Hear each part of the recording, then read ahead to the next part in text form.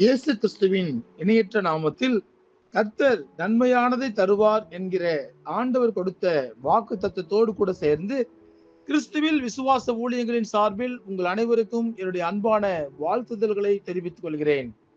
இன்றைய நாளுக்கான golden apple மத்தேயு எழுதின சுவிசேஷம் 23ஆம் அதிகாரம் 24ஆம் வசனம். குருடரான வழிகாட்டிகளே, கொசு இல்லாதபடி வடிகட்டி ஒட்டகத்தை விழுங்குகிறவர்களாக இருக்கிறீர்கள். இந்த செய்தியின் தலைப்பு குருடரான வழிகாட்டிகள். வழிகாட்டிகள் என்றால் யார்? நாம் அறியாத இடங்களுக்கு சுற்றுப்பயணம் செல்லும் போது அங்கு வழிகாட்டிகள் இருப்பார்கள். அவர்களுக்கு அந்த இடத்தில் எது எது எங்கெங்கு இருக்கிறது என்பது நன்றாக தெரியும். அதனால் புதிதாக செல்பவர்களுக்கே அவர்கள் வழிகாட்டுகிறார்கள். அவர்களுக்கே ஒன்றும் தெரியாவிட்டால் அவர்கள் எப்படி வழிகாட்டியாக இருக்க முடியும்? ஆண்டவர் ஊழியம் செய்த நாட்களில் வேதபாரகர்களையும் பரிசேயர்களையும் பார்த்து குருடரான வழிகாட்டிகள் என்று அழைத்தார். ஏன் தெரியுமா? அவர்கள் மோசே கற்றுக் கொடுத்த எல்லா நியாயப்பிரமாணங்களையும் நன்கு அறிந்தவர்கள், அவற்றை எல்லாரும் கடைபிடிக்க வேண்டும் என்று விரும்புபவர்களும் கூட. ஆனால் ஆண்டவர் மோசே மூலமாக கொடுத்த கட்டளைகளுக்கும் கற்பனைகளுக்கும் தங்களுடைய தனிப்பட்ட வாழ்க்கையில் உகந்தவர்களாக அவர்கள் நடக்கவில்லை. சுருக்கமாக சொல்ல போனால் ஊருக்கு உபதேசம் பண்ணுகிறவர்கள், ஆனால் தங்கள் சொந்த வாழ்க்கையிலோ கிரியைகளில் அதை காண்பிக்காதவர்கள்.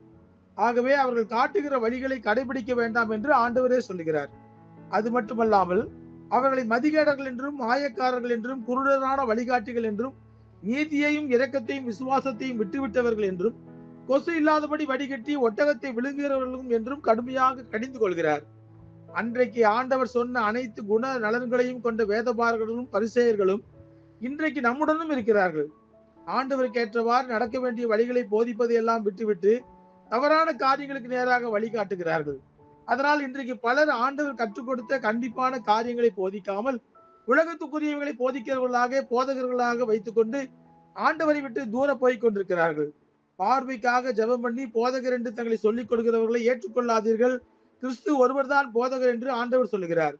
இது எல்லோருக்கும் சொல்ல வேண்டிய ஆவிக்குரிய வழிகாட்டிகள் எல்லாம் தங்களை தாங்களே உயர்த்தி உயர்ந்த மனிதர்களாக காட்டிக் கொள்கிறார்கள்.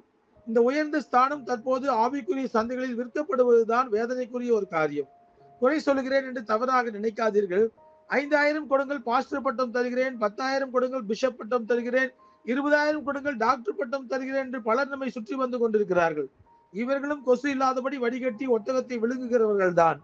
நீங்கள் எப்படிப்பட்டவர்களாக இருந்தாலும் சர்வ வல்லவருக்கு கீழே சாதாரண வேலைக்காரர்கள் தான் என்கிற உணர்வு எப்பொழுது நமக்குள் வருகிறதோ அப்பொழுதுதான் ஆண்டவரால் நாம் அங்கீகரிக்கப்படுவோம். கிறிஸ்து ஒருவரே நமக்கு குருவானவர். அந்த குருவானவரை தங்களுடைய செயல்களில் உண்மையாய் பிரதிபலிக்கிறவர்கள் தான் ஆண்டவரால் அங்கீகரிக்கப்படுவார்கள். இல்லாவிட்டால் ஆண்டவரிடமிருந்து மாயக்காரன் என்கிற பட்டம் தான் நமக்கு கிடைக்கும். ஆகவே சத்தியத்தை சத்தியமாக போதிக்கிறவர்களாக, ஆத்துமாக்களை ஆண்டவருக்கு நேராக திருப்புகிறவர்களாக நாம் ஒவ்வொருவரும் மாறுவோம். கர்த்தர் நன்மையானதை தருவார். ஆண்டவருடைய கிருபை உங்கள் அனைவரோடும் இப்பொழுதும் எப்பொழுதும் சதா காலமும் இருப்பதாக. ஆமேன், ஆமேன்.